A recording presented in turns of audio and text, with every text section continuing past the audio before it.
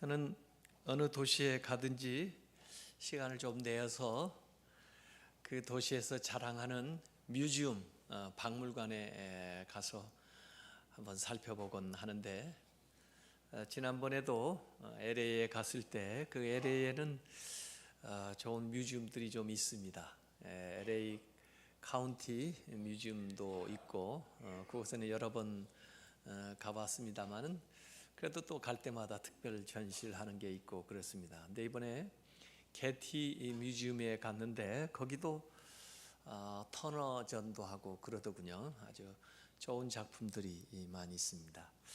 요새 그 박물관은 대체로 그 사진도 찍을 수 있게 해놓은 데도 있고 그래요. 그런데 제가 어느 작품 하나 보았는데 너무 참 감동이 되더라고요. 그 작품을 사진을 찍을 수 있나 봤더니 그 작품만은 사진을 못 찍게 돼 있어요.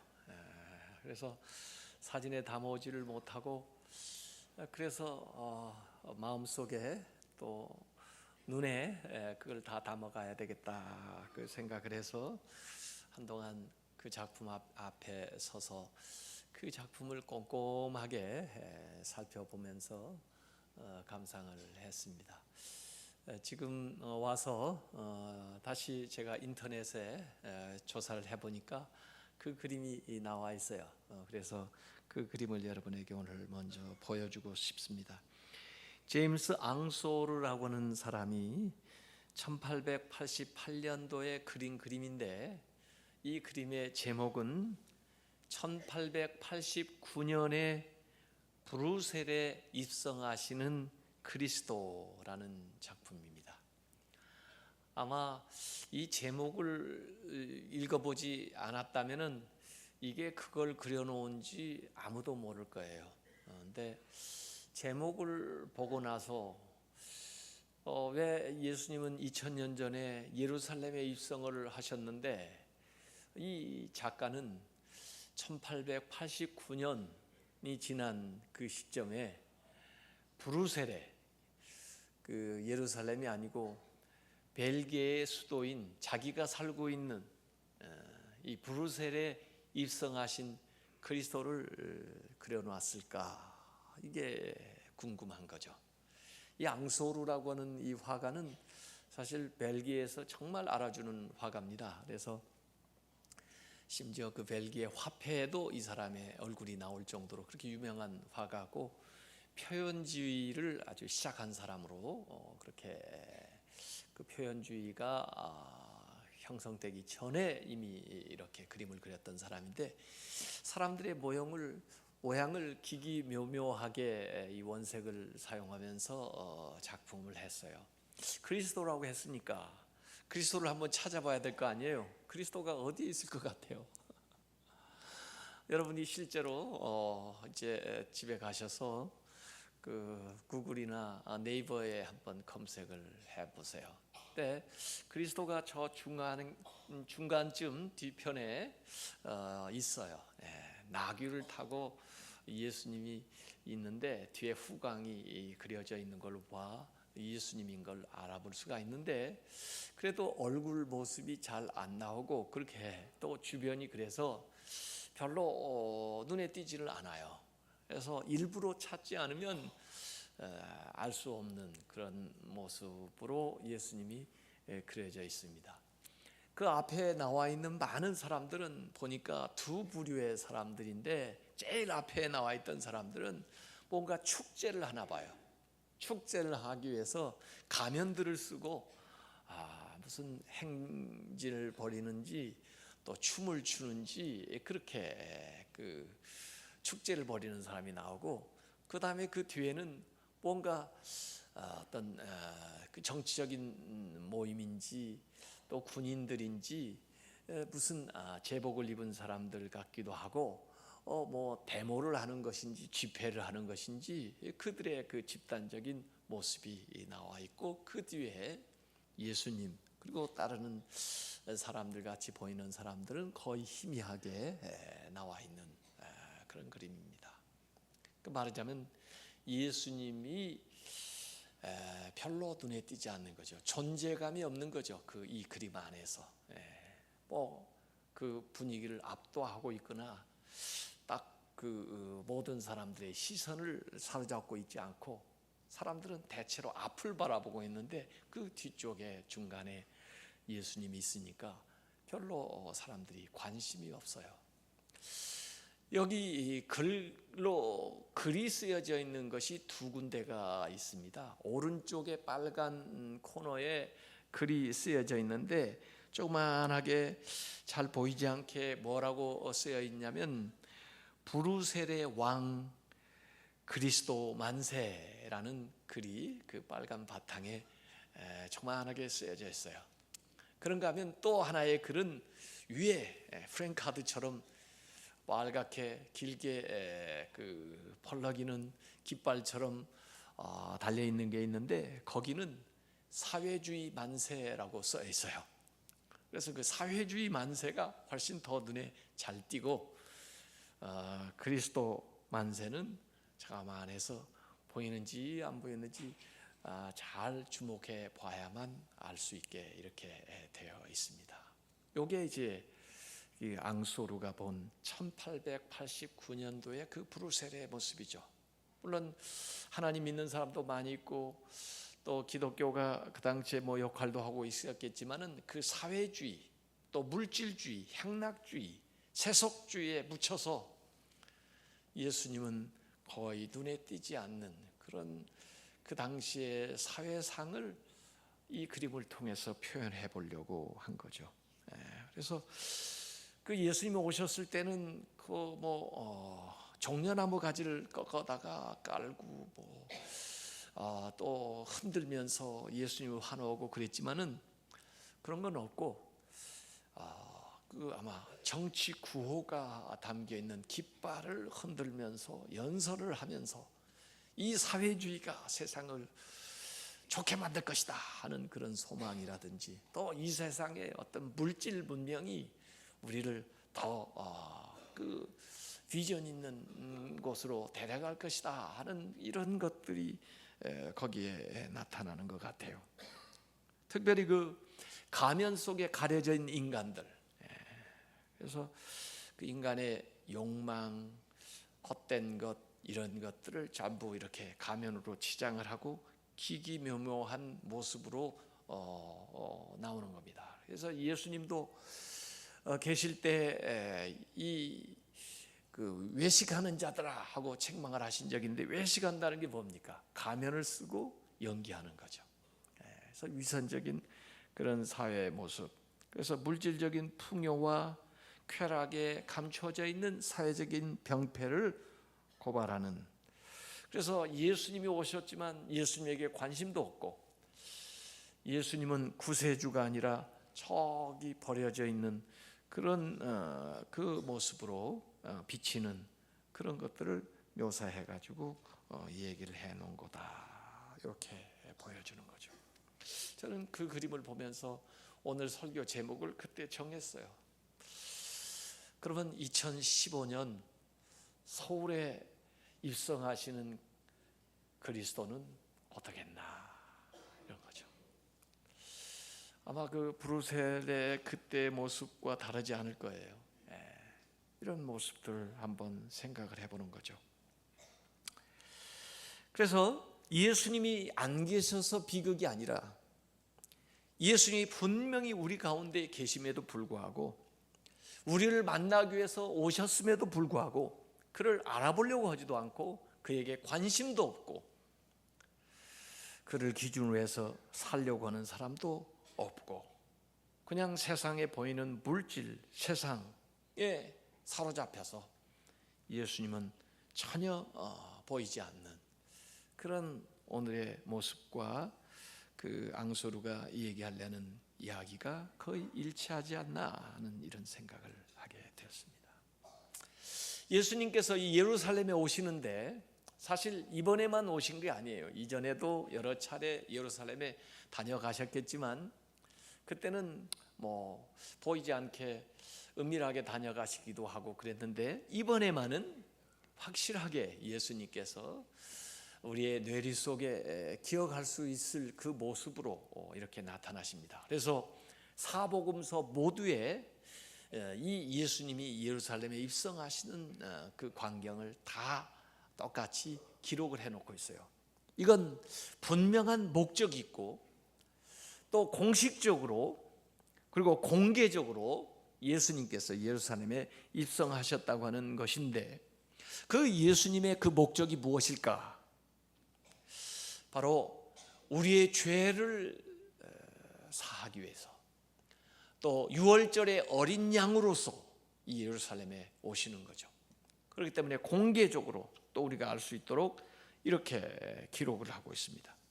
그런데 예수님이 입성하시는 그 방법이 좀 특이해요. 메시아가 어린 나귀를 타고 오시는 거예요. 이건 좀 별난 조합이에요. 어울릴 것 같지가 않아요. 이를테면 왕은 대오를 갖추어 가지고 깃발을 앞세우고 군사들을 앞세우고 무기로 무장을 하고 그 다음에 코끼를 타든지 말을 타든지 뭘 정말 보기에도 장엄하게 웅장하게 그렇게 입장을 해야 될 텐데, 만왕의 왕이시면서 오시는 모습은 아주 초라한 나귀를 타고 오신다 그거예요. 이건 정말 특이한 일이라 그 전의 역사에서는 한 번도 그런 일을 본 적이 없었을 거예요. 그런데도 불구하고 이것은 구약의 예언이 되어 있었어요. 스가랴서 9장 9절에 보면은 시온에 따라 크게 기뻐할지어다, 예루살렘에 따라 즐거워할지어다. 보라, 너의 왕이 너에게 임하시나니 그는 공의로우시며 구원을 베푸시며 겸손하셔서 나귀를 타시나니 나귀의 작은 것 곧 나귀 새끼니라. 아마 이 스가랴서를 구약에 읽었던 사람들도 의아했을 거예요. 아니, 왕이 온다는데 어떻게 이 왕이 나귀, 그 중에도 나귀 새끼를 타고 온단 말인가? 그렇게 와가지고 어떻게 우리에게 평화를 준다는 말인가? 어떻게 우리에게 구원을 준다는 말인가? 의아해했을 텐데, 바로 예수님께서는 그 절대 주권을 가지고 계신 분이 절대 순종해야 되는 그 나귀를 타고 이렇게 오시는 거예요. 무한한 위엄을 갖추신 분이 완전한 겸손한 모습으로 들어오시는 거예요. 이게 아마 세상의 왕들과 다른 거고, 세상에서 이 얘기하는 다른 길의 구원 방법과 전혀 다른 겸손의 왕, 평화의 왕으로 오신 주님께서 이렇게 오셔서 우리의 인생과 이 역사를 송두리째 바꿔 놓으셨다는 거예요. 예수님이 그 오시는 길이 이 베다니는 그 나사로 또 마리아 마르다가 살던 데가 베다니예요. 거기는 지금도 가보면 참 소박해요. 성서 현장 연수 가는 분들은 거기를 잘 안 갑니다. 왜냐하면 그쪽이 팔레스타인 지역이기 때문에. 그래서 저는 개인적으로 거기를 가봤어요. 근데 참 소박한, 팔레스타인 사람들도 아주 소박하게 살고 있고 그 중에 크리스찬들도 또 사실은 많이 있어요. 그 베다니는 예수님께서 예루살렘에 와서 사역할 때마다 저녁에 물러가서 그 베다니에서 주무시고 대접을 받으시고 사역을 하던 곳이에요. 이 예루살렘까지 한 3-4km 정도밖에 안 되니까 걸어서 갈 수도 있고 나귀 타고 가면 좀 더 쉽고 그런 길이죠. 이 베다니에서 넘어오면 벳바게라고는 언덕을 넘어오게 돼 있어요. 그 벳바게에 걸어오다 보니까 이 벳바게 기념교회가 있더라고요. 그 기념교회는 왜 그 기념교회를 세웠느냐면 이 나귀를 메어놓았던 그 기둥에서 나귀를 풀었던, 그래서 나귀를 메어놨던 기둥이 있었던 그 교회예요. 그래서 그 교회 안에 들어가 보니까 그 나귀를 메어놨던 것이다 해가지고 거기에다 그림을 그려서 표시를 해놓고 망을 씌워놓고 그 다음에 그걸 중심으로 해서 예배당을 만들었어요. 그래서 그 예배당을 보니까 예배당에 예수님 나귀 타고 오시는 그 모습을 그 중앙에다가 잘 그려놓고 그다음에 한쪽에 이제 그 박스 안에 그 나귀를 매어놨다는 줄이다 이게 있어요. 그래서 거기 담당하시는 분하고 뭐 이 얘기를 했는데 자기들은 그거 분명하다고 여러 가지 고증을 가지고 이 얘기를 해주곤 하더라고요. 거기를 넘으면 이제 겟세마네고, 겟세마네 골짜기를 아래서 내려와 가지고 그다음에 예루살렘 서쪽 문을 통해서 예수님이 예루살렘에 들어가시는 거죠.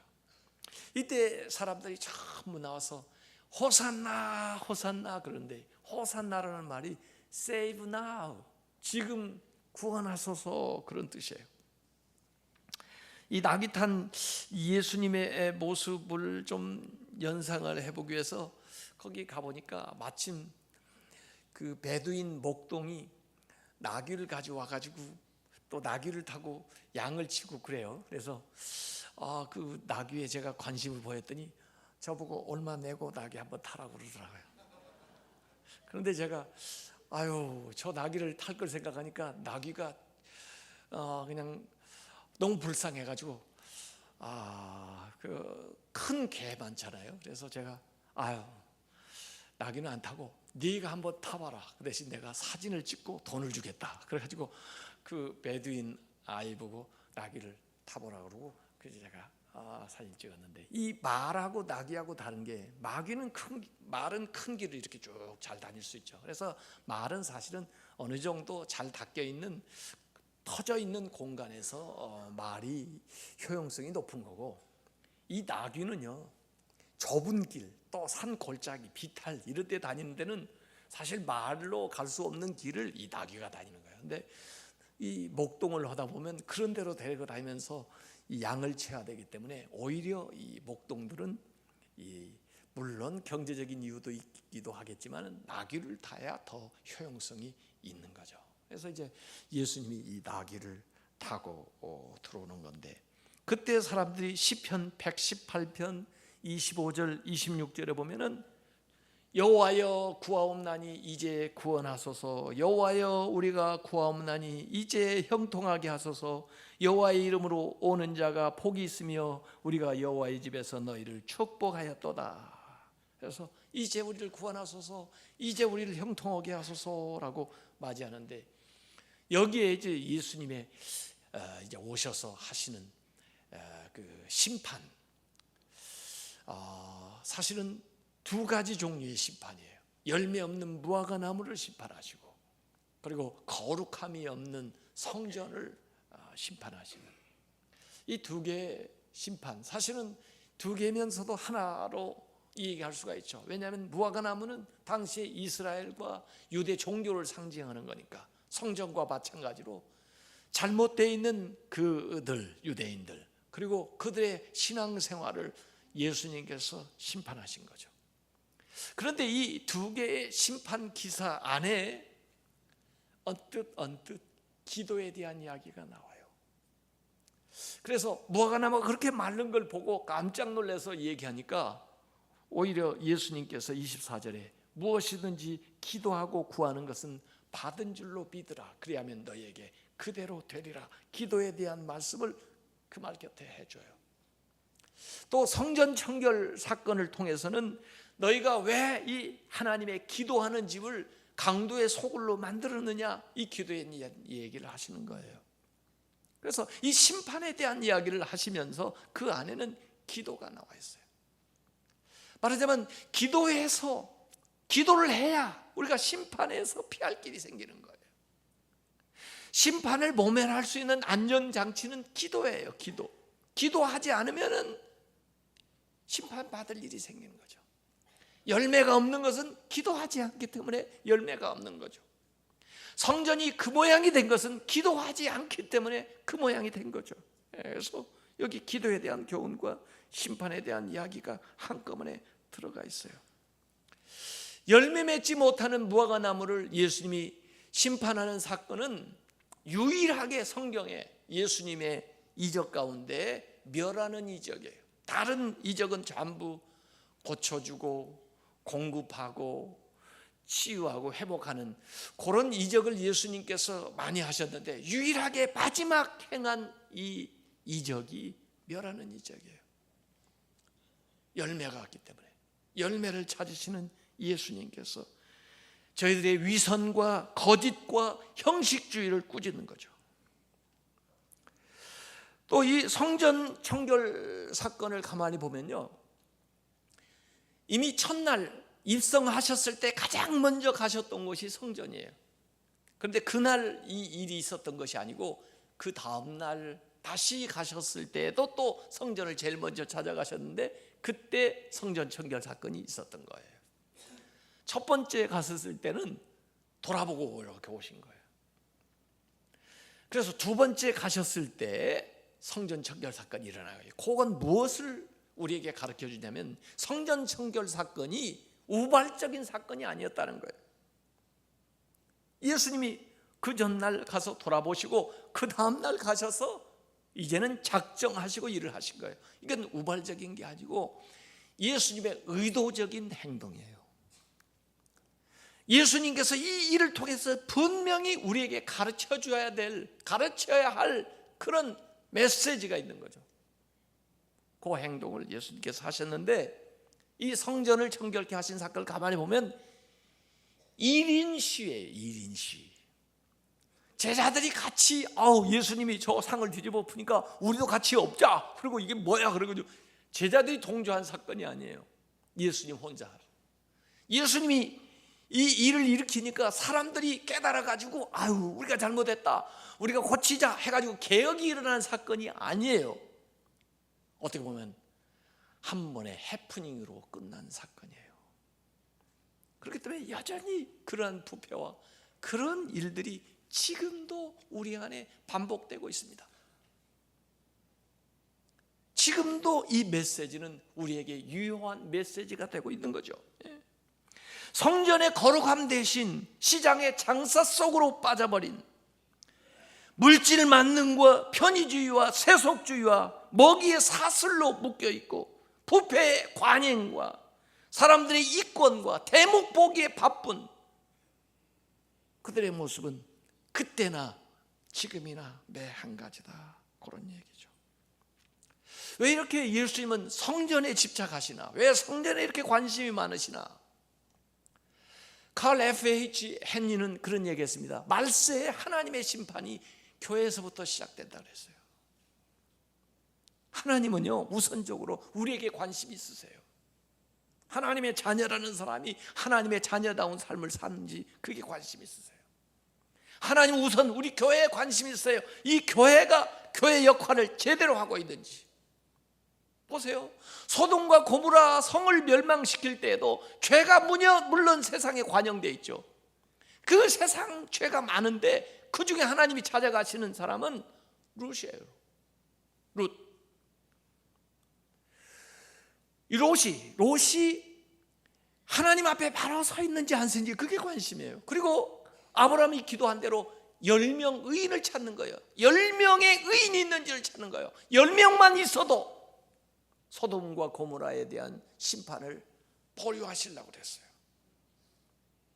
이 세상에서 죄가 많습니다. 여러 가지 문제가 많습니다. 그건 다 아는 사실이에요. 그럼에도 불구하고 교회가 살아있는지를 하나님 보시는 거예요. 그럼에도 불구하고 예수 믿는 사람이 제대로 믿고 있는가를 찾으시는 거예요. 그게 하나님의 관심이에요. 그 교회가 세상을 구원하고 그 신자들이 세상을 구원할 수가 있는 건데 그 당시의 모습은 그러지를 못했습니다. 여기 예수님의 성전 청결 사건에 이사야서와 예레미야서 두 성경이 여기에 인용이 되어 있어요. 그러니까 스가랴 예언 선지자 나귀 타고 가는 것과 더불어서 이 이사야가 나오는데 이사야 56장 7절에는 무슨 말씀이 나오냐면 내 집은 만민이 기도하는 집이라 일컬음이 될 것입니다. 성전에 대한 이야기예요. 유대인들이 성전을 자랑스럽게 생각하니까 이 성전 지어진 것이 우리 유대인만을 위한 것이 아니고 사실은 만민이 기도하는, 만민이라고 하면 유대인을 포함한 이방인들까지 다 기도하는 집이 되어야 된다. 이게 이미 구약 이사야서에서부터 가지고 있던 사상이에요. 그러면 예수님이 오셨을 때 이 성전은 이 유대인들에 의해서 가득 채워지고 그랬는데, 그러면 이방인들도 어떻게 기도를 할 수 있느냐? 성전뜰은 이방인을 위해서 내놨어요. 이방인들은 성전 안에는 들어올 수는 없어도 성전뜰에 와서 기도할 수 있도록 했어요. 그런데 예수님이 가보니까 이방인들이 와서 기도할 수 있는 그 성전뜰에다가 창살을 벌려놨어요. 그러니 이방인들이 와서 기도하고 쓸 수 있는 땅이, 터가 없어진 거예요. 만민이 기도하는 집이 돼야 되는데 이방인은 더 이상 와서 기도할 수 있는 자리가 없는 거예요. 이기주의 때문에, 자기들만 생각하는 사람들 때문에, 자기의 이익만 추구하는 사람들 때문에 이렇게 되어버린 거죠. 제사를 가장한 장사 때문에 기도하는 집이, 장사하는 집이 되어버렸어요. 이 요세푸스라는 사람이 쓴 이 역사에 의하면은 6월절이 되면요, 성전뜰에서 거래되었던 어린 양의 숫자만, 제물로 쓰여지는 어린 양이 25만 5천 마리였다고 합니다. 성전 앞에 25만 5천 마리의 양들이 거래됐다고 생각을 해보세요. 이건 완전히 돗대기 시장입니다. 거기에는 대단한 이권과 먹이사슬과 부패와 이 잘못이 만연되어 있는 거예요. 예배, 제사는 저리 가라고 전부 거기에만 사람들이 관심이 집중되어 있는 거예요. 예레미야서 7장 11절에 보면 내 이름으로 일컬음을 받는 이 집이 너희 눈에는 도둑의 소굴로 보이느냐? 보라, 나 곧 내가 그것을 보았느라. 도둑의 소굴인 것을 내가 분명히 보았다. 여호와의 말씀이니라. 이렇게 되는 거예요. 하나님의 거룩한 성전이 도둑의 소굴이 되었다. 이 예레미야서 7장은 이렇게 설명을 하고 있어요. 사람들이 말로는 구원받았다고 하는데 행동은 보니까 하나님이 싫어하는 일만 골라서 하는 사람들이에요. 거짓말하고 도적질하고 살인하고 간음하고 거짓 맹세하고 우상 숭배하면서 모여 있으니 하나님의 거룩한 백성들의 모임이라고 볼 수가 없고 도둑의 소굴이다 이거예요. 하나님의 말씀은 들어도 말씀대로 살지 않고 회개는 하지 않고 위로받기만 원하고 자기의 삶은 고치지도 않고 인정받기만 바라는 사람들로 모여 있으니 성도의 무리가 아니라 도둑의 소굴이라 이거예요. 그래서 오늘 마가복음 11장 17절에 내 집은 만민이 기도하는 집이라 칭함을 받는다 하지 아니하였느냐? 너희는 강도의 소굴을 만들었도다. 기도하는 집과 강도의 소굴이 대조적으로 나와 있는 거예요. 기도하지 않으면 강도의 소굴이 되는 겁니다. 강도의 소굴이 되지 않으려면 기도해야 됩니다. 예수님이 이렇게 직접적으로 나오시게 되니까 이제 자기들의 이 사업에 손해를 보게 되는 이 유대 최고 지도자들이 예수님을 구체적으로 죽일 모의를 하는 거예요. 이 경제적인 손실, 자기 이권에 타격을 받는 거, 거기에는 굉장히 민감한 거예요. 또 예수님이 말하는 것이 진리이기 때문에 백성들이 동요할까 봐 두려워해서 예수님을 죽이고자 모의하는 일들이 바로 여기에서 일어나게 되는 겁니다. 그러니까 예수님의 십자가는 이 성전 사건, 이 열매 없는 무화과 나무와 깊은 연관을 맺고 있는 거예요. 왜 예수님이 십자가에 고난을 받고 죽어야 되느냐? 바로 이것 때문이에요. 이 죄 때문에, 이러한 모습 때문에, 이러한 악을 십자가로 끝내야 되기 때문에 예수님께서 십자가에 못 박혀 돌아가셨어요. 제가 시간이 많지 않아서 서울 예수님을 다 얘기를 못해요. 근데 이 정호승 씨라는 그 시인이 서울의 예수라는 시를 이렇게 써놨습니다. 예수가 낚싯대를 들이우고 한강에 앉아있다. 강변에 모닥불을 피워놓고 예수가 젖은 옷을 말리고 있다.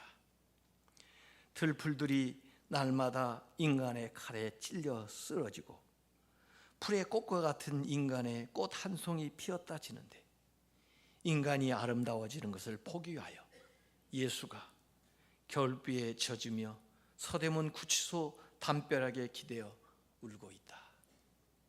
이 서울의 예수를 이렇게 그려놓고 있어요. 2015년 우리 서울 밤에 이렇게 내려다보면요, 십자가도 많아요. 대한민국이 얼만큼 언제 이렇게 발전했나 싶을 정도로 물질 문명으로도 엄청난 풍요로운 사회를 보이고 있어요. 그런데 그 화려함 이면에 보이는 부패와 도덕적인 타락과 그리고 각종 범죄와 사고들을 우리가 보면은요, 우리는 참 잘못 살고 있구나 하는 생각을 계속 하게 돼요. 어찌 보면은 우리 이 자본주의가요, 천민 자본주의처럼 들어와 버렸어요. 물질주의, 세속주의, 이기주의가 팽배한 사회를 만들어 버렸어요. 그래서 세상이 그렇습니다. 세상만 그렇습니까? 교회도 세상의 영에 감염이 돼가지고 우리가 정말 하나님을 섬기는 건지 물질을 섬기는지 모를 정도가 됐어요. 교회 안에 물질주의가 너무 팽배해 있습니다. 대형교회는 대형교회대로 재정적인 투명성을 보이지를 못해서 재정 비리 사고들이 터지고 있고, 교회를 세우라고 애쓰셨던 분들이 마치 그 교회가 자기 것인 양 교회를 사유화하고 심지어 세습을 하고, 교회 지도자들의 성적인 타락, 교회 안에 분열, 다툼, 소송, 세상 법정으로 나가고 선거할 때마다 교권 얻기 위해서 금품을 살포하고 교회를 매매하고 성직을 매매하고 교회를 사유하는 그런 교만과 탐욕과 정욕과 명예욕과 불순종과 우상 숭배가 교회 안에도 팽배해 있는 것이 이 시대입니다. 그동안 순종을 가르친다 했는데 목사에게는 순종하고 교회에 충성하는 것만 가르쳤지 하나님께 순종하고 하나님 나라 위해서 충성하는 건 제대로 못 가르쳤어요. 11조와 헌금을 강조하기는 했지만 재정 사용의 투명성과 공정성을 확보하는 데 실패하고 지도자들이 마치 자기 것처럼 사유하는, 공이 많았던 사람들이 더 많은 해를 끼치는, 과거에 자기의 헌신을 자기의 지분처럼 여기는 이런 일들이 교회에 팽배하고 있어요. 제자 훈련하라고 그랬더니 예수님의 제자를 만드는 것이 아니라 자기 제자를 만들고 자기 교회 신자 만드는데, 그래서 제자 훈련 받은 사람들이 영적으로 더 교만해진 사람들을 만들어버렸어요. 예수 믿고 복 받으라고 해서 복은 받았는데 그 복을 어떻게 나눠야 되는지, 복 받은 사람이 어떻게 살아야 되는지를 가르치지를 못해가지고 하나님의 복을 받아서 세상에서 풍요롭고 좋은 위치에 올랐지만은 세상 사람들과 다른 것을 보여주지 못하고 있어요. 그래서 세상 사람이 볼 때는 하나님을 섬기는지 복을 섬기는지 혼돈할 정도로 기독교가 기복 종교 되고 탐욕의 종교로 돼서 한국 교회가 만몬을 섬기고 있습니다. 세상의 문제를 치유하지를 못하고 오히려 세상의 문제거리를 만들어내서 신자가 세상의 죄 때문에 고통을 받는 게 아니라 신자의 죄 때문에 세상이 고통을 받고 있고, 이전에는 세상의 중심에 서서 세상을 변화시키는 주도적인 역할을 했는데 이제는 세상에 뒤지면서 세상보다 못한 일들이 교회 안에서도 일어나면서 개혁의 주체에서 개혁의 대상으로 전락하고 세상의 주변으로 밀려다면서 이상한 집단처럼 여겨지는 이런 꼴이 교회에서 일어나고 있습니다. 교회가 화해자요 세상의 평화를 만드는 그런 역할을 해야 되는데 분열과 다툼의 진원지가 되고 교회가 화목하게 하는 직분을 잃어버렸어요. 교회 생활은 가르쳤지만은 세상에서 어떻게 하면 빛과 소금의 삶을 살아가는지를 가르치지를 못해가지고 교인들에게 더 이상 거룩한 삶을 볼 수가 없고 그 윤리와 도덕성도 찾아보기 힘든, 교계 지도자들도 뭐 이렇게 모임도 많고 직책도 많은지 그걸 얻기 위해서 돈을 쓰고 원하는 사람 많아지니까 선거 과열되고, 그렇게 해서 돈도 시간도 다 거기에다가 들이면서 이렇게 개교회주의, 성장 지상주의, 물량주의, 교권주의로 치달으면서 교회가 어려워지고 있어요. 교회만 그렇습니까? 교인들도 교회를 쇼핑하듯이 다니는 거예요. 헌신을 하려고 그러지 않습니다. 어디 주차장 넓고 시설이 편리하고 프로그램 좋고 서비스 좋은 교회 찾아다녀요. 교회는 교인을 마치 고객을 대하듯이 합니다. 전도를 마치 세일즈 하듯이 하는 거예요. 교인들이 최소한의 의무만 하려고 그러지 헌신을 하지 않습니다. 주일 예배 한번 딱 드리면 끝이에요. 그게 여러분의 삶을 변화시킬 수 있습니까? 그렇게 해서 여러분이 하나님의 자녀다운 삶을 살아갈 수가 있습니까? 그래서 요새 교회 안 나가는 사람도 많대요. 가나안 성도라고 그러는데 안 나가 성도죠. 교인 종류도요 가지가지래요. 보니까 달구지 교인, 누가 밀어주어야만 전진하는 교인이래요. 연 같은 교인, 씨를 붙들고 있지 않으면 소리 없이 사라지는 교인, 풋볼 같은 교인, 어디로 튈지 알 수 없는 교인, 남비 같은 교인, 쉽게 끓고 쉽게 식는 교인, 창호지 교인, 비만 오면 축 처져서 안 나오는 교인, 시험관 교인, 설교 시간에 목사 점수 매기고 있는 교인, 주차장 교인, 교회 주차장이 자기 차 주차 자격 얻기 위해서 등록한 교인, 국회의원 교인, 돌아가면서 한 가정에 한 사람씩만 대표로 나오는 교인. 교회도 그렇고 교회 지도자도 그렇고 교인도 그래요.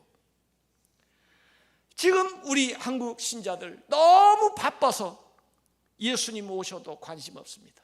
예수님 오신다고 해도 안 올 겁니다.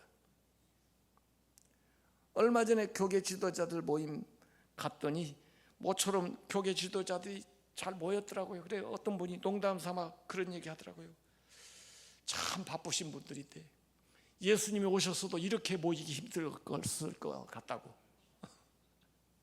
야, 이렇게 돼버렸어요. 우리가 모두 다 높은 곳만 보이고 있으니까 저 낮은 곳에 오신 예수님은 보이지가 않습니다. 모두 자기의 물질적 이익 득실만 따지고 있으니까 예수님에게 손해날까 봐 오지도 않습니다.